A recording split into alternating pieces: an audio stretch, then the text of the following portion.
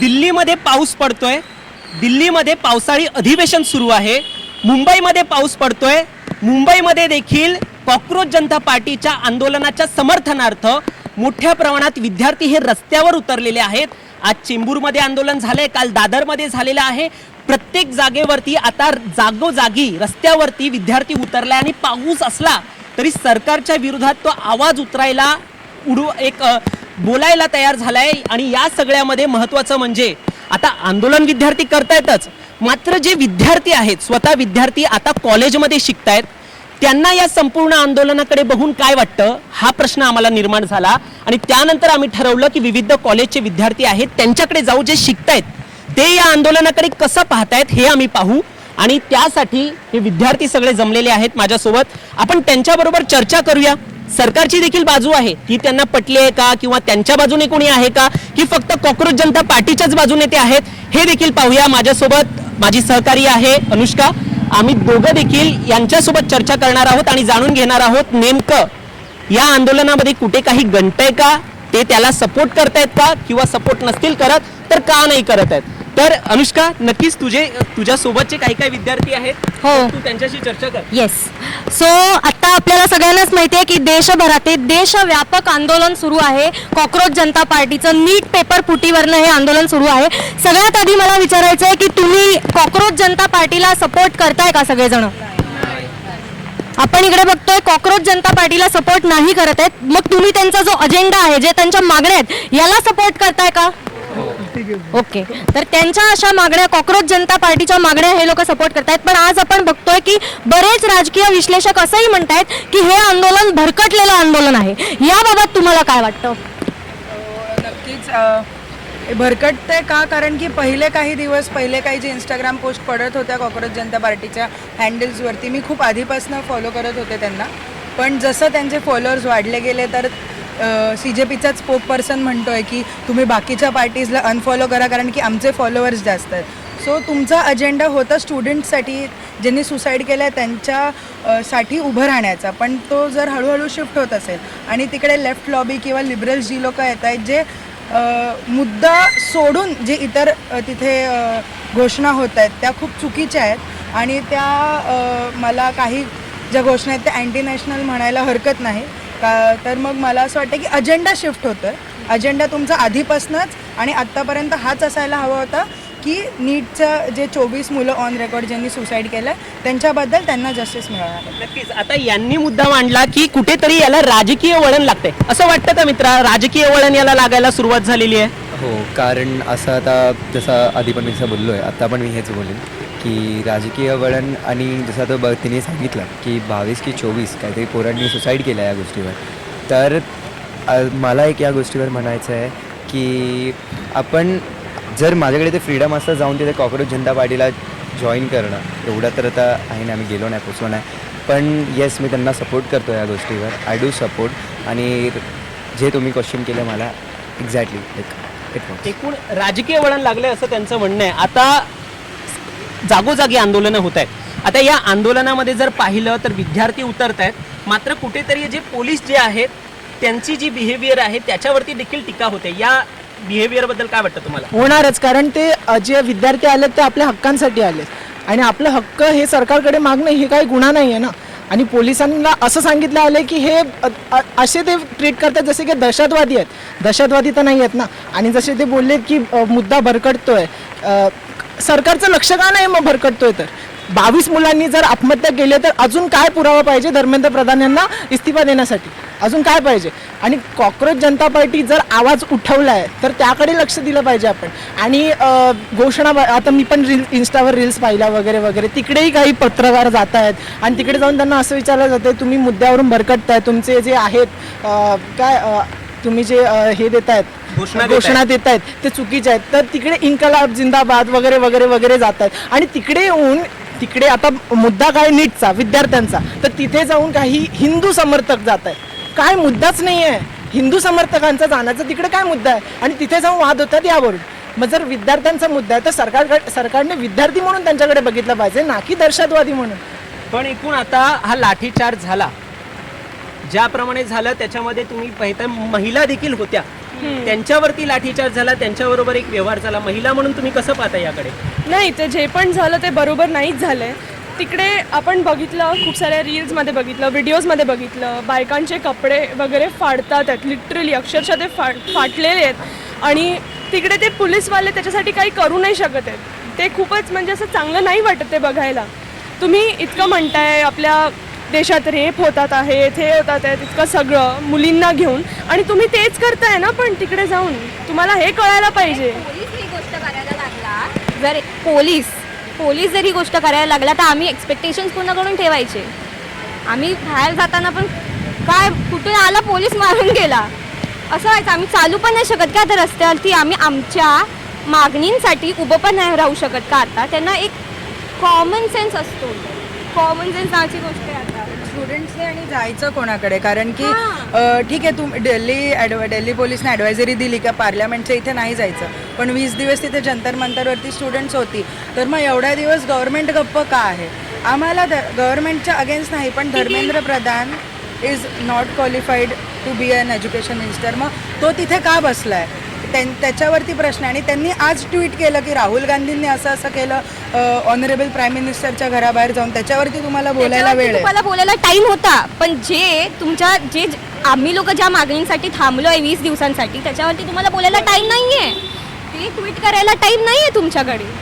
याची दुसरी बाजू अशी आहे की सरकारचं किंवा काही लोकांचं असं म्हणणं आहे की संसदेकडे जायला प्रोटेस्टर्सला परमिशन नव्हती आणि तरीही ते तिथे पोहोचले. त्यामुळे त्यांच्यावरती लाठी चार्ज हा बसवला गेला किंवा अश्रूच्या ज्या नळकांड्या फेकल्या गेल्या हे त्यामुळे होतं. ह्या भूमिकेबद्दल कोणाचं काय म्हणणं आहे? आणि जी लाठीचार्ज करतात आणि हे चुकीचं आहे. कारण का? आणि ते जे करतात ते पोलीस नाहीत. कारण का त्यांच्या इथे एक असा बॅज नाही आहे की मी पोलीस आहे. कारण का त्यांच्या इथे नाव असतं की मी या पोलिसाचं नाव हे आहे, बट तिथे एकही असा माणूस नाही की ज्यांच्या तिथे इथे नाव आहे. आणि त्याच मोर्चामध्ये काही अशी माणसं आहेत जे लोक पांढरा कुर्ता घालून त्या माणसांना मारतात. हे खूप चुकीचं आहे. आन्सर टू युअर क्वेश्चन, एवढे 20 दिवस जे तिथे बसलेले तेव्हा तुम्हाला बोलता नाही आलं का? सिम्पल. तुम्ही एवढा वेळ थांबलेलात काय? 20 दिवस झाल्यावरती ना मी एक टाइम टेबल ठेवतो लाठीचार्ज त्या दिवशी मारायचा. यासाठी तुम्ही लोक थांबलेलात. मग बोलायचं हेल्थ मिनिस्टरला एवढा वेळ का बसलेला? जर त्याला एवढी काळजी होती आमच्याबद्दल, जर प्राईम मिनिस्टरला पण स्वतः काळजी होती आमच्याबद्दल, जर अख्ख्या त्या मिनिस्ट्रीला काळजी होती आमच्याबद्दल, तर ती लोक 20 दिवसाआधी बोलले असते. का नाही बोलले अजूनपर्यंत? मला हा प्रश्न आहे आणि मला वाटतं त्या लोकांनी त्याचं उत्तर दिलं पाहिजे. If they don't do it then there will be terrible actions from students. पण एकूण या सगळ्याकडे जर बघितलं की कॉक्रोच जनता पार्टी ही आता राजीनामा मागते धर्मेंद्र प्रधान यांचा. बरं, आज तुम्ही धर्मेंद्र प्रधान यांचा राजीनामा मागाल, उद्या तुम्ही अजून कोणाचा तरी म्हणजे पंतप्रधानांचा देखील आता राजीनाम्याची मागणी झाली. मग या सगळ्यामध्ये राजीनामाच देत बसायचा का? ही देखील एक सरकारची भूमिका असू शकते. कसं पाहायचं मग याच्याकडे? हा, मग आम्ही करायचं काय?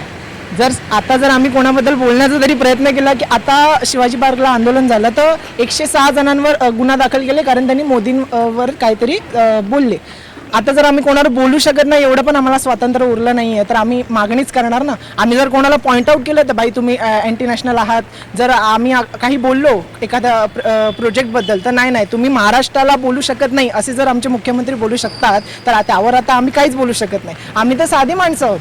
आम्ही सांगू शकतो हे चुकीचं आहे आणि सगळ्यांना दिसतंय की सगळं चुकीचं आहे, तरी पण काही कोणी करत नाही. यावर हसायला येतं मुळात. या वयात जर आम्हाला कळत असेल तर ते त्या वयात जर असा मूर्खपणा का करतात मला कळत नाही. का घेतला पाहिजे धर्मेंद्र प्रधान यांचा राजीनामा? ते तर शिक्षण मंत्री आहेत आणि शिक्षण मंत्री असताना जी काही घोटाळे केलेले आहेत, जे कोणी पेपर फुटलेले आहेत ते एजन्सीकडून झालेले आहेत. मग धर्मेंद्र प्रधान यांनी का राजीनामा द्यावा असं सरकारचं एकूण म्हणणं. राजीनामात पण ते त्याचे हेड आहेत ना. तुम्ही हे बघा ना, ते सगळं कंट्रोल करतात आहेत. असं नाही आहे एजन्सीकडून फुटलेलं आहे पण नंतर रिचेक करणं पण त्यांची एक हे असते ना, आपलं काहीतरी रिस्पॉन्सिबिलिटी असते ती. एकूण कुणाला तुम्ही याला अकाउंटेबल समजता? फक्त प्रधान यांचा राजीनामा दिल्याने सगळं काही सॉल्व्ह होईल? नाही. लाईक मला एक गोष्ट बोलायची आहे. आता ज्यांना तुम्ही राजीनामा दिला बोलताय, जे काय जो कोण आहे तो, मला त्यांच्यामध्ये इंटरेस्ट पण आहे. पण मला एक गोष्ट क्लिअर करायची या गोष्टीतून की 26 लाखच्या वरती पोरं CETच्या एक्झामला बसत आहेत. आणि कोण पण एजन्सी वगैरे कोण पण काही पण येऊन त्यांच्या पेपरची वाट लावून जात आहेत. ठीक आहे, त्यांचे पेपर लीक करत आहेत, त्यांच्या पेपरला म्हणजे बोलतात ना एकदम डिस्क्रप्ट करतात जे काय करत आहेत. बस मला एवढं म्हणायचं आहे, जो हेड आहे लाईक शिक्षणाचा जो हेड आहे त्यांनी या गोष्टीवर लक्ष दिलं पाहिजे. एकूण आता याला राजकारण जे आहे ते वळण लागलेलं आहे. महाराष्ट्र सरकार म्हणतंय, मुख्यमंत्री देवेंद्र फडणवीस म्हणतायत, प्रत्येक जण यामध्ये आपापली राजकीय पोळी, प्रत्येकाला एक स्वार्थ आहे तो फक्त काढून घेण्याचा प्रयत्न करतोय, असं तुम्हाला वाटतं का? मग का तुमचं आंदोलन आहे, CJPचं आंदोलन आहे आणि यामध्ये राजकारणी आपले पोळी भासतायत असं वाटतं? मध्ये मध्ये वाटतं, कारण म्हणजे जे अभिजित दिपके वगैरे आहेत त्यांच्यासोबत जे पण काही माणसं प्रोटेस्ट करत आहेत तर ते सुद्धा मध्ये मध्ये राजकारण घुसवतात. असं बोलतात की ह्यांना रिझाईन करायला सांगा, त्यांना रिझाईन करायला सांगा, मगच तुमचं एज्युकेशन पुढे जाईल. ॲट दी टाईम ते सोबत बरोबरही बोलतात, कारण मला एक असं म्हणायचं आहे की आपण म्हणतोय की एज्युकेशन मिनिस्टर जे रिझाईन मागत आहेत ते रिझाईन का मागत आहेत? कारण एज्युकेशन मिनिस्टर स्वतः शिकलेलं जर नसेल आणि त्याची मॅनेजमेंटच बरोबर नसेल तर हे सगळे पेपर लीक्स होणारच नाहीत ना. तर असं सर्वांचंच म्हणणं आहे की त्यांचं रिझाईन व्हायला पाहिजे. आणि हो की या प्रोटेस्टमध्ये मध्ये मध्ये राजकारण घुसवलं जातं आहे, त्यामुळेच मुलांवरती स्टुडंट्सवरती हल्लेसुद्धा होत आहेत. कारण राजकारणाला फक्त आणि फक्त मुलांच्या जीवापेक्षा पैसा महत्त्वाचा वाटतो माझ्या पॉईंट ऑफ व्ह्यूने. कारण खूप ठिकाणी अशी आंदोलनं झाली आहेत पण त्याच्यावरती काहीच रिॲक्ट केलेलं नाही आहे सरकारने. तर मला असं वाटतं की त्यांनी एकूण तुम्हाला राजकारण्यांना स्वतःचा हेतू साधायचा आहे असं तुम्हाला वाटतं. मग आता राहुल गांधी गेले, आंदोलनाला गेले, त्यांनी त्यांचा हेतू साधला असं मग वाटतं का? किंवा उद्धव ठाकरे गेले किंवा शरद पवार गेले, मग हेतू साधण्यासाठी हे गेले का? हो क्लिअरली, कारण की एवढे दिवस कालच का गेले आणि ते पण तुम्ही प्राईम मिनिस्टरच्या घराच्या बाहेर जाताय. तुम्ही 20 दिवस दिल्लीमध्येच राहतात राहुल गांधी, जर ते दिल्लीमध्ये नव्हते तर ॲटलिस्ट एक दिवस जाऊन तुम्ही जंतर मंतरला त्यांचं साथ दिलं असतं, कारण की खूप लोक गेलेली तिकडे आणि तरी राहुल गांधी एवढे दिवस काही बोलले नव्हते. आणि आपल्याकडे BJP नको तर मग दुसरं पार्टी आपल्याकडे काँग्रेसच उरते आणि आपण अपोजिशनकडनं पण तर ती मागणी सेम असली पाहिजे ना, का फक्त एकाच पार्टीकडे? आपण we should hold opposition also accountable, कारण की जर मोदी नको तर मग अजून कोण? तर मग त्यांनी पण बोलावं असं माझी खूप इच्छा होती. कारण की राहुल गांधी हे म्हणजे आपण म्हणतो की लीडर ऑफ यूथ, तर मग त्यांच्याशिवाय जर आपण म्हणतो की नाही मोदीही शिकलेले नाहीत, राहुल गांधी शिकलेले आहेत, त्यांनी बोलावं. I was expecting Rahul Gandhi to speak, कारण की इथे स्टुडंट्स इम्पॉर्टंट आहेत rather than any other political party. तर स्टुडंट इम्पॉर्टंट आहेत, कुठल्याही राजकीय पार्टी ही याला महत्त्वाची नाही आहे या आंदोलनासाठी. एकूण जी अनुष्का आहे माझ्यासोबत सहकारी आहे, तिने नीट परीक्षा दिलेली आहे, तिने स्वतः ही परीक्षा दिलेली आहे. किती मेहनत आहे ती कशी लागते हे तिला माहिती आहे. त्यामुळे विद्यार्थ्यांचं एक दुःख जे आहे, त्याची प्रश्न जी आहेत ती तिच्या मनात देखील घोळवत आहेत. तेच प्रश्न आता ती देखील अजून विद्यार्थ्यांना विचारेल, पाहूया. येस, सो नीटची जी परीक्षा आहे, तुम्ही सगळ्यांचं असं म्हणणं आहे की धर्मेंद्र प्रधान यांनी जर रिझाईन केलं तर हा प्रश्न सुटणार आहे का? नीटची पुढे पेपर फुटी होईल की नाही होईल? धर्मेंद्र प्रधान यांनी रिझाईन केल्यावरती हा प्रश्न सुटेल असं तुमचं म्हणणं आहे? मग यासाठी पुढे रिफॉर्म काय असणार? यासाठी पुढे धोरणं काय? इम्पॉर्टंट व्हायला पाहिजे की जे प्रोफेसर्स आहेत, जे NTA भाग आहे, त्यांनी स्वतःचे कोचिंग क्लासेस काढून आहेत, कारण की तीच लोक मेन आहेत, कारण की त्यांना ॲक्सेस आहे त्यांच्या पेपर्सचा. तर मग जर तुमच्याकडे ॲक्सेस आहे ते ऑब्व्हियसली त्यांना त्यांचं कोचिंग क्लास पुढे न्यायचं. आमचे स्टुडंट्स एवढ्या 700 पैकी 600 मिळाले, ते मिळाले. AIR रँक एवढा आहे, तर मग त्यांना ते त्यांच्यासाठी पेपर लीक करणारच. तुम्ही हे पण बघा ना की एज्युकेशन मिनिस्टरची हे एक काम असू शकतं की तुम्ही NTA चीफला सांगताय की कोणाकोणाचं हे बघा तुम्ही की कोण कोण कोचिंग क्लास काढताय, कोणाकडे ॲक्सेस आहे. आणि माझं असं म्हणणं आहे की टीचर्सना पण ॲक्सेस जे एक्झामिनेशन बोर्डचे किंवा मे बी पेपर बोर्डचे त्याच्यामध्ये नाही आहेत, त्यांना ॲक्सेस मे बी पेपर होईपर्यंत देऊ नये, ज्यांची खरंच गरज नाही आहे त्या ह्याच्यामध्ये, कारण की त्याच्याशिवाय हे थांबणारच नाही ना. त्यांनी एज्युकेशन मिनिस्टर बदलला, उद्या अजून कोणतरी आलं असं म्हणणं रुमर्स आहेत की निर्मला सीतारामनना बसवणार आहेत. त्या जरी तिथे बसल्या तरी त्यांचं हे एक NTA चीफला सांगायचं काम आहे की तुम्ही त्यांचे कोचिंग क्लासेस पहिलं बंद करा आणि जर सुरू आहेत तर त्यांना ॲज अ प्रोफेसर म्हणून काढून टाका. यावर्षी आपण बघितलं रीनीटची जी परीक्षा झाली होती त्या रीनीटच्या परीक्षेसाठी पेपर्स एअरलिफ्ट केले गेले. इंडियन एअरफोर्सची मदत घेऊन पेपर हे एअरलिफ्ट केले गेले. तर काय वाटतं तुम्हाला याबाबत? काय वाटतं की आपली एज्युकेशन सिस्टीम एवढी वीक आहे की पेपर आपल्याला एअरलिफ्ट करून सेंटरपर्यंत पोचवावे लागत आहेत का? काय वाटतं याबाबत? मुळात एअरलिफ्ट सिक्युरिटी तर गरजेचीच आहे, कारण नीट काही युनिट टेस्ट किंवा असा कुठला भाग नाही आहे नीट पेपरचा. ती खूप महत्त्वाची परीक्षा आहे देशासाठीच, पूर्ण देशासाठीच. आणि मला एक थोडं ॲड ऑन करायचं आहे तुझ्या त्या प्रश्नाला की धर्मेंद्र प्रधानचा इस्तिफा सगळं सुधरवू शकेल का? तर फक्त इस्तिफा नाही सुधरू शकणार एवढं मला वाटतं, पण जसं अभिजित दिपके एका इंटरव्ह्यूमध्ये बोललेले की सुरुवात होईल एका गोष्टीला. कारण एक प्रॉब्लेम मला जाणवतो की आपण एक सिटिझन्स म्हणून खूप एक्सेप्ट करायला शिकवलं आहे आपल्याला. म्हणजे काही घडलं की आपण ते ओके लेट गो करतो, ते की खूप घातक आहे. जे आधीच व्हायला पाहिजे होतं ते आत्ता होतं आहे, मुलांना समजतं आहे, त्यामुळे ते आता या गोष्टी घडत आहेत असं मला वाटतं. तर मला तो ॲड ऑन करायचा होता मुद्दा. आणि एअरलिफ्टचं जसं तू म्हणालीस की ते झालंच पाहिजे, त्याला काही शंकाच नाही आहे. पण तरीही जर पेपर फुटी होत असेल आणि तरी लीक होत असतील पेपर, तर मग त्या सेक्युरिटीचा आणि मग त्या ट्रस्टचा फायदा काय जर असं होणारच असेल तर, असं मला वाटतं. आपल्याकडे एक अशी मैत्रीण आहे जिने जेईची परीक्षा सुद्धा दिलेली आहे आणि तिच्या काही मित्रांनी नीटची परीक्षा दिलेली आहे. तुझं काय म्हणणं आहे या सगळ्या पेपर फुटीबद्दल? काय मानसिक तणाव असतो तू प्लीज सांग. असतोच ऑफकोर्स. तुम्ही एका एक्झामसाठी इतके तास अभ्यास करता, हे आधीपासून किती 2 वर्ष आम्हाला कंटिन्यू त्याच्याबद्दल शिकवतात आहेत, इतके तास आम्हाला पूर्ण वेळ अभ्यास करायला लागतो आणि त्यानंतर आम्हाला एक्झामच्या आदल्या एक दिवशी आम्हाला हे येतं की नीटचा पेपर असा फुटला. तर कसं वाटेल तुम्हाला आतमधून? तुम्ही स्वतःच विचार करा ना. आम्हाला जे माझे खूप सारे फ्रेंड्स होते ज्यांनी यावर्षी ड्रॉप घेऊन नीट यावर्षी वापस दिली, तो पेपर लीक झाला आणि त्यांना ते पेपर दिल्यानंतर कळलं. काही लोकांचा खूप चांगला पेपर गेला होता आणि तो लीक झाला आणि मग नंतर ते कसं वाटतं, ते एकदम असं मेंटल हॅरॅसमेंटसारखं असतं ते. त्यास इतका तणाव येतो आधी एक्झामच्या नंतर रिझल्टचा, आणि तुम्ही म्हणताय लीक झाला पेपर, असं कसं होत आहे? That is not. आणि यामध्ये अनुष्का एक गोष्ट आपल्याला जाणून घेणं महत्त्वाचं आहे. कॉक्रोच जनता पार्टीचा उदय हा कुठून झाला? जेव्हा न्यायमूर्ती यांनी विद्यार्थ्यांना कॉक्रोच हा शब्द वापरला आणि त्यानंतर महत्त्वाची गोष्ट म्हणजे तिथून त्यांनी शब्द जो आहे तो घेतला आणि ती पार्टी जी आहे ती उभी केली. सूर्यकांत यांचं म्हणणं होतं की याचा अर्थ जो आहे तो वेगळा घेतला गेला.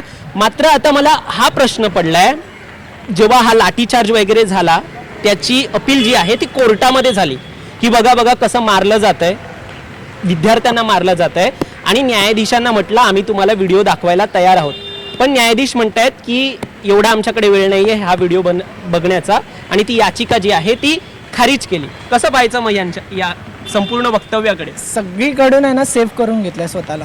म्हणजे जिथे जाऊ तिथे स्वतःची माणसं बसवली आहेत आणि सगळीकडून सेव्ह केल्यामुळे कोणी प्रश्न विचारणारा नाही आहे त्यांना किंवा सांगणारा नाही की हे चुकीचं आहे. कारण जिथे आपण याचिका घेऊन जाऊ किंवा आपलं दुःख घेऊन जाऊ तिकडे त्यांचीच माणसं आहेत, ते निर्लज्जपणाने आपल्याला फेटाळणारच आहे, आपल्याकडे दुर्लक्षच करणार आहे. एकूण कोर्टाची ही भूमिका योग्य वाटली? नाही, योग्य तर नाही आहे. कारण एवढे जवळजवळ महिना झाला की प्रोटेस्टला सगळे बसले आहेत. सोनम वांगचूक पण तिथे उपोषणावर बसले, पण तेव्हापासून आत्तापर्यंत काहीच त्यांनी या गोष्टीमध्ये हात घातला नाही की आम्ही मुलांना सेफ करू किंवा आमच्याकडनं अशी चूक होणार नाही वगैरे. काहीच कुठूनच काही मुद्दा येत नाही. जो येतो तो पळवाट काढून निघून जातो. नक्कीच. तुम्हाला काय बोलणं आहे का? म्हणजे आत्ताच आम्ही पण ती चीफ जस्टिसची स्टेटमेंट जी आहे जस्ट ऐकली की आम्हाला व्हिडिओ पाहण्यात काही इंटरेस्ट नाही आहे, आम्हाला बाकीची पण आहेत गोष्टी. पण मग 20 जुलैला हे काय करत ते? मग आता 20 जुलैला हे न्यूज नव्हते का बघत की आता ह्यांना दाखवण्यासाठी, म्हणजे हे न्यूज पण नाही बघत तर मग ह्यांना दाखवण्यासाठी परत पोलिसांना बोलवायचं का मुलांना मारायला? पण हे चुकीचं आहे. काहीतरी अकाउंटेबिलिटी एक्सपेक्टेड आहे ना आपल्याकडनं, म्हणजे आम्हाला त्यांच्याकडनं. आता आम्हीच सगळं एक्सेप्ट करायला लागणार तर मग कसं चालणार सगळं? हे मला फार चुकीचं वाटलं. त्यांचं म्हणणं आहे की आपल्या भारताचं नेपाळ होऊ बघतात ही लोक. तुम्ही असे वागणार तर नेपाळच होणार, अजून काय आमच्याकडे ऑप्शन नाही आहे. एकूण महिला म्हणून मोठ्या प्रमाणात आज जी मुली जी आहेत, त्या जिन्झी मुली जी आहेत त्या या आंदोलनामध्ये उतरलेल्या आहेत. तुला काय वाटतं हे आंदोलन पाहून, जे मुली उतरत आहेत, कसं वाटतं हे याकडे सगळ्याकडे पाहून? हा म्हणजे मुळात उतरावं लागतंय. आपल्याकडे काय आहे, मुळात आपण हे विसरलोय की ते आपले सर्वंट आहेत, आपण नाही. ते आपल्यामुळे आले आहेत ना. आता तुम्ही म्हणालात की त्या लोकांकडे वेळ नाही आहे, मग कोणत्या गोष्टीकडे वेळ त्यांच्यासाठी? जर हे मुद्दे, जे यूथ आहे, आपण फ्युचर आहोत ना, तर ह्या गोष्टीसाठी त्यांच्याकडे वेळ नाही तर कोणत्या गोष्टीसाठी? आणि मुळात आपण बोलतो इंडियाचंच कल्चर जास्त आहे ना मुलींच्या बाबतीत. मुली लक्ष्मी असतात, मुली हे असतात, देवाची सगळ्या गोष्टी मान्य आहेत. मग तुम्ही मेल असून मेल पोलीस इतकं मारलंय त्यांना, आम्ही कुठे जायचं मग? म्हणजे काय उरलं आता आमच्यासाठी? म्हणजे खूपच अशी डिस्गस्टिंग गोष्ट आहे ही खरं तर. आणि डेव्हलपिंग कंट्री जेवढी इंडिया होती काही उरलेलं नाही आहे, एकदम सर्वात खाली गेली आहे. खरंच म्हणजे मुली आहेत, मुलींना तुम्ही मारताय आणि वरून तुम्ही मस्करी पण उडवताय. काही व्हिडिओमध्ये असं पण दाखवलं की ती लोक मारतायत आणि त्यावरून हसतायत एकमेकांकडे बघून. मग मुलींनी जायचं कुठे? रेप केस वगैरे या सगळ्या गोष्टी होतात, जायचं कुठे?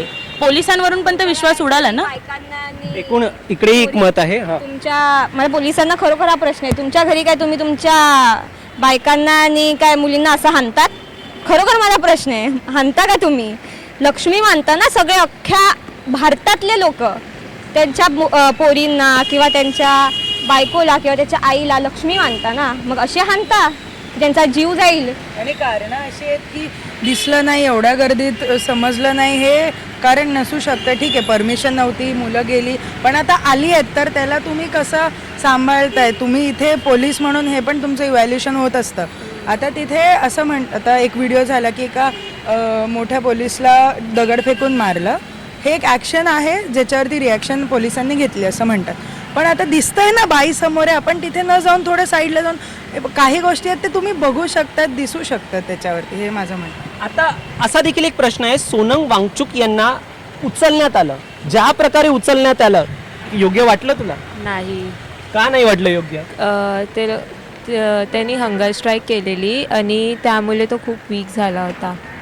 त्यांना तसं उचलून नेलं नव्हतं पाहिजे. एकूण उचलून असं नेलं नव्हतं पाहिजे. का नव्हतं नेलं पाहिजे? त्यांची तब्येत जी आहे ती खालावली असती, उद्या सरकारला तुम्ही जबाबदार धरलं असतं. मग सरकारने ही जी आहे ती मूव्ह केलेली आहे, मग ही योग्य नाही वाटली?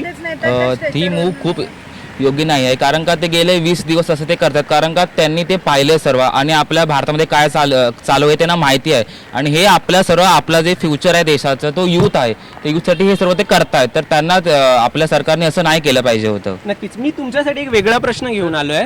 मला म्हणायचं आहे की तुम्ही जसं म्हणालात की मुलांनी परमिशन नव्हती घेतली आणि ते गेले प्रोटेस्टला म्हणून त्यांना मारलं.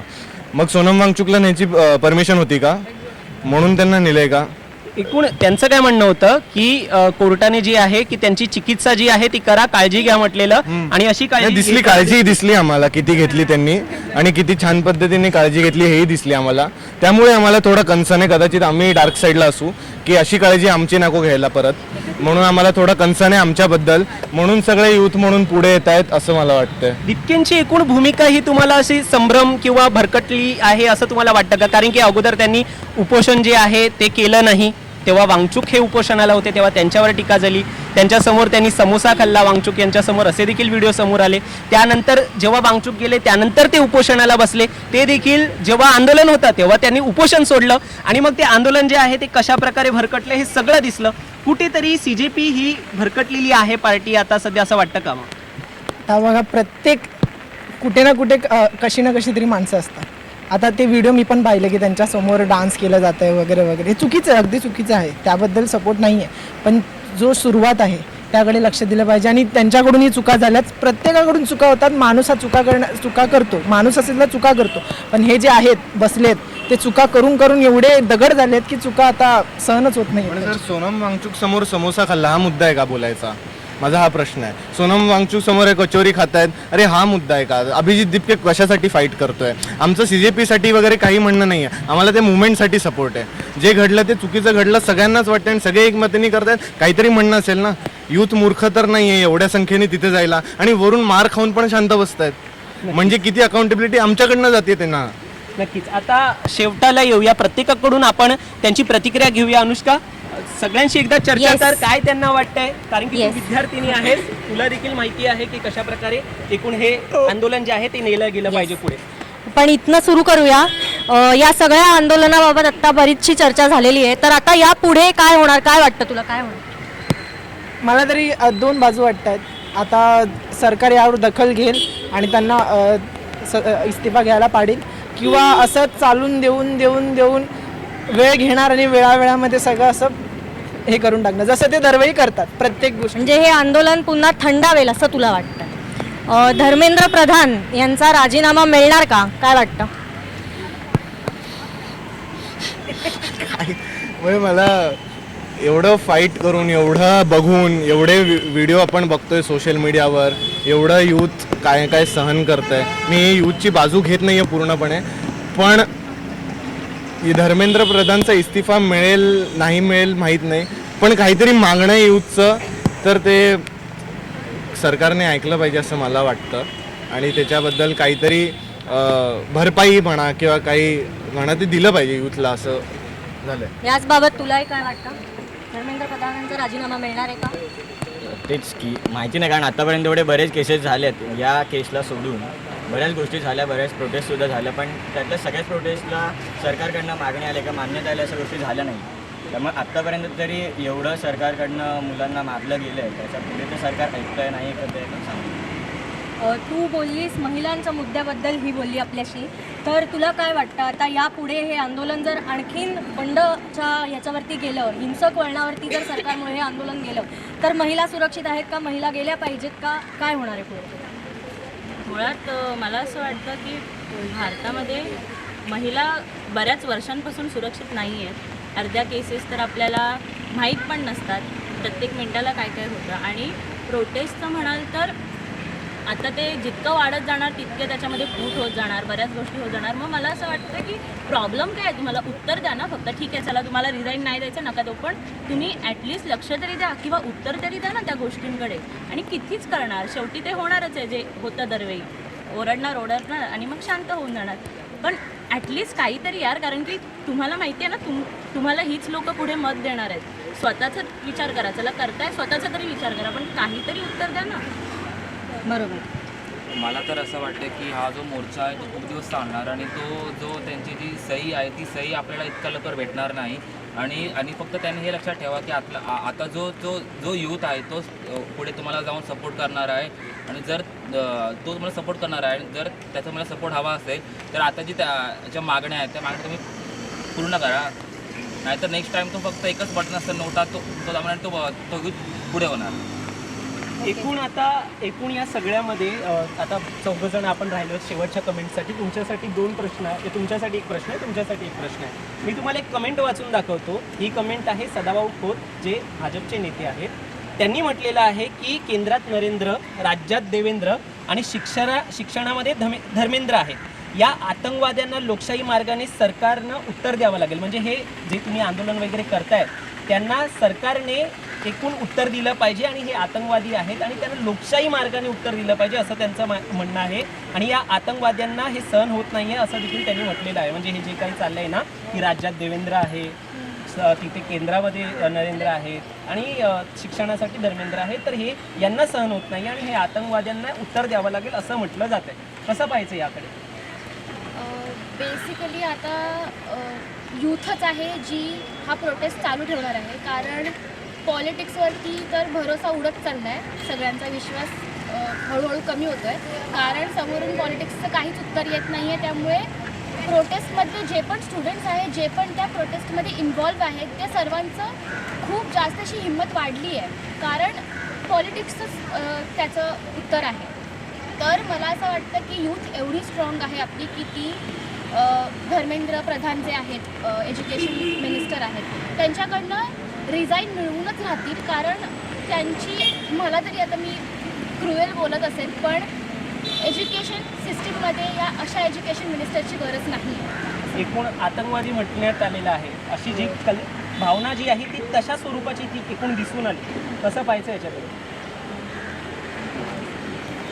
म्हणजे तुम्हाला आतंकवादी बोललेलं चालतंय का जे आंदोलन करतायत ते, किंवा ते तसं करतायत असं तुम्हाला वाटतंय का? मला एक बोलावंसं वाटतंय, पहिली गोष्ट प्रोटेस्टमध्ये जे पण इन्व्हॉल्व आहेत ते आतंकवादी नाही आहेत. आम्ही आमच्या हक्कासाठी हा प्रोटेस्ट करतोय. आम्हाला आमच्या प्रश्नांचं उत्तर हवं आहे, आम्हाला आमची हक्क हवी आहेत. कारण जे सुद्धा एज्युकेशन सिस्टीममध्ये घडतंय ते खूप चुकीचं आहे आणि हे असं पुन्हा घडू नये यासाठी आम्ही हा प्रोटेस्ट करतोय. सगळे जे स्टुडंट्स आहेत ते प्रोटेस्ट करतात, ह्या चुकीचं नाही आणि आतंकवादीचा आम्ही अजिबात नाही. तर असं यामध्ये तुम्हाला एक वेगळा प्रश्न आहे माझा, की आता एकूण 144 कलम जे आहे ते लावलेलं आहे. तुम्ही राज्यामध्ये कुठेही आंदोलन केलं असेल, मुंबईमध्ये केलं असेल किंवा एका जागी जर तुम्ही जमताय तर ते तुम्हाला जमू देत नाही आहे. तुम्ही आंदोलन करू नका असं याला समजायचं की काय दडपशाही आहे ही समजायची, काय समजायचं? तेच समजायचं, कारण की बघा कॉन्स्टिट्यूशनप्रमाणे आम्हाला राईट टू स्पीच आहे. जर तुम्ही बघायला गेलात तर तुम्ही, तर मी कायच बोलू याच्यावरती. खूप जे आपण कॉन्स्टिट्यूशन घेऊन फिरतो, जे संविधान त्याच्यामध्ये लिहिलं आहे ना, freedom of speech, freedom of action, तर 144 कलमला आमच्या इथे डोंबिवलीत पण होतं आणि ते जेवढे पण 10-12 जण आहेत, जर तुम्ही त्यांना आतंकवादी म्हणताय तर आम्ही त्याला एक पॉझिटिव्ह वेमध्ये घेऊ शकतो. जर आमच्यामुळे गव्हर्नमेंटमध्ये आतंक मचत असेल तर असू दे, कारण की हीच लोक तुम्हाला 2047चा मॅनिफेस्टो तुम्ही बनवला आहे आणि त्याच्यावरती तुम्ही फोकस करतायत. पण आत्ता जे सुरू आहे तुम्ही 2047पर्यंत पोचाल तरी का? आणि जर तुम्हाला तिथे पोचायचं त्या गोष्टींमध्ये कामं करायचं तर आत्ता तुम्हाला युथला आन्सर द्यावं लागेल. कारण की कसं होतं, आम्ही जर आतंकवादी आहोत आणि तुम्ही आम्हाला घाबरताय तर आम्ही तर गुड समजू, कारण की चांगलं आहे, घाबरा, कारण की आम्ही तुमची वोट बँक आहोत आता. आणि यूथ जागं झालं आहे, त्यांना आता कळत आलं. आधीसारखं नाही की हे करा ते करा जेलमध्ये टाका वगैरे, आता ते नाही करू शकत. नक्कीच. तर यूथ जागा झालेला आहे, अशा प्रकारे प्रतिक्रिया जी आहे ती त्यांनी मांडलेली आहे. एकूण विद्यार्थ्यांनी काय काय म्हटलं यावरती आपण चर्चा केलेली आहे. कशा प्रकारे त्यांची भूमिका जी आहे ती त्यांनी मांडलेली आहे. असेच शो जे आहेत ते आम्ही घेऊन येत असतो, त्यामुळे फॉलो करायला विसरू नका प्राईम टाईम महाराष्ट्राला आणि पाहत राहा प्राईम टाईम महाराष्ट्र. धन्यवाद.